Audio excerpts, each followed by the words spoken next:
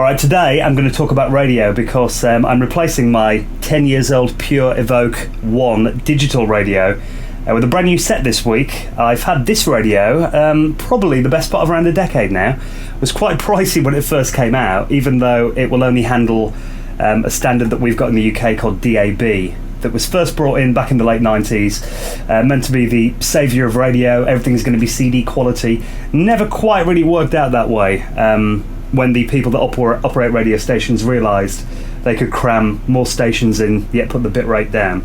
So all we ended up with really were, about 30 or 40 stations that sounded identical, broadcasting at like 96 or 64 kilobytes a second MP2. Quality not that great, however it was quite a nice little design for a radio, really compact, and I like the menu and the interface and the way it looked, even though it was kind of in like retro wooden, which was kind of the rage back in the early part of the decade for digital radios, to make them look, I don't know why, old-fashioned.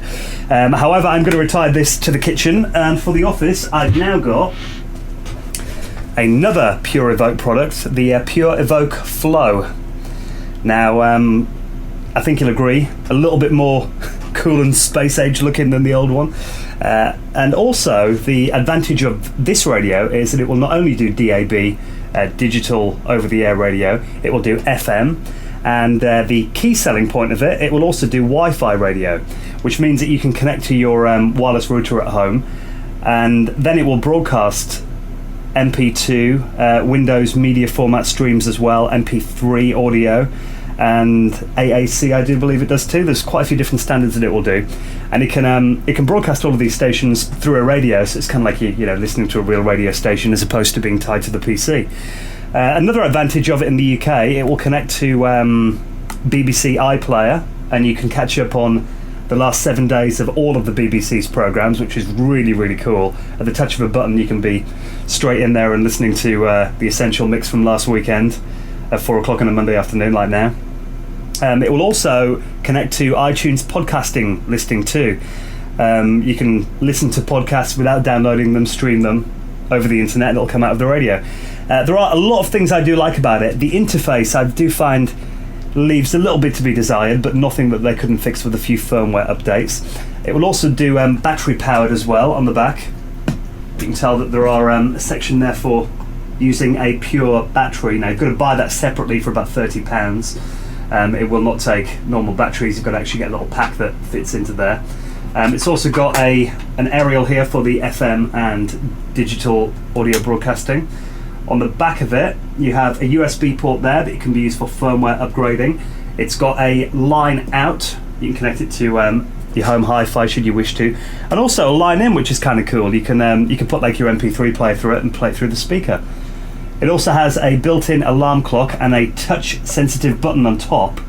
So if you wanted to, as I do, snooze for about an hour before you wake up in the morning when the alarm clock keeps going off, reach over, tap it, and it will go. It will turn off again for 10 minutes and then try and wake you up again. Now I'll do a bit of a close-up. You can kind of see how the interface and everything works on it. Okay, now I've got the radio in the place that it will be living, on the window ledge in my little home office here. And the first time you plug it in, one thing that might strike you as a little bit bizarre is having to wait for a radio to boot up. It takes it about 30 seconds first time to go through the introduction screen. You get a little graphic while you're waiting for it.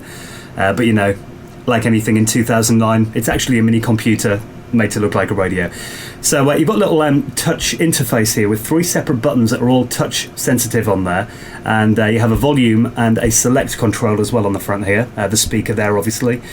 So the way you turn it on is pressing that one, and then you've got to tap again to confirm that you want to turn it on. Same with turning it off, which is a bit annoying, but and it will default to whatever you're last listening to. So for me, I was on the digital audio broadcasting, the over-the-air DAB, listening to BBC Radio 1, and you get a nice big display as well that I actually find a lot more useful than the display on my old DAB radio, which only had one line and it would scroll the information across. On this, because you've got a nice big display, it will actually scroll it vertically, which it may show you in a moment. Now that I've said it, it probably won't. However, it is useful rather than having to wait 5 minutes for the information to come round again. If anything new comes up, it will scroll up and you can kind of see more of it on the screen there. Now, the DAB section of it is very simple. You get a list of stations there if you want to change it to anything else. Choice FM, for example.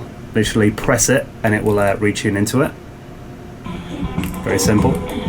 However, the bit that we're most interested in is, of course, the Wi-Fi radio.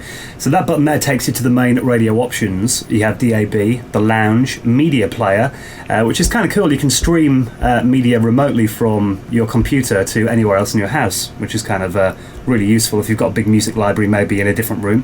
FM radio, the auxiliary input there as well. And if we go to a thing called the lounge, that is where all of your internet radio presets live.